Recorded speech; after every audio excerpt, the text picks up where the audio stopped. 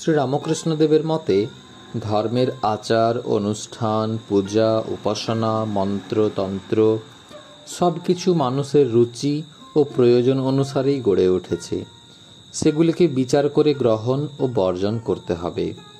ধর্ম শুধু বিশ্বাসের ব্যাপার নয়, যা এতকাল আমরা শুনে এসেছি।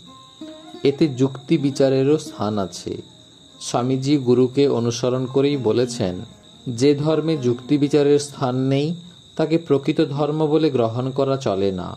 যুক্তির কোষ্ঠীপাথরে ধর্মের অনুভূতিগুলিকে যাচাই করে নিতে হবে। দীর্ঘ সাধনার শেষে তাই শ্রীরামকৃষ্ণ যাচাই করতে উদ্যত হয়েছিলেন।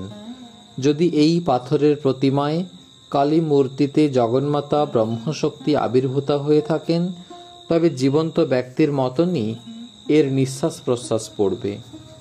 প্রতিমার নাকের কাছে তুলো ধরে তিনি তার প্রমাণ প্রত্যক্ষ করেছেন। শ্রীরামকৃষ্ণদেবের এই অভিমত যে ধর্মের বিভিন্ন মত ও পথকে স্বীকার করতে হবে সত্য বলে, আবার সকলের উদ্দেশ্য যে একই, অর্থাৎ দিব্য আনন্দের অনুসন্ধান, দুঃখ শোক মুক্তি, শান্তিলাভ তথা ঈশ্বর সাক্ষাৎকার,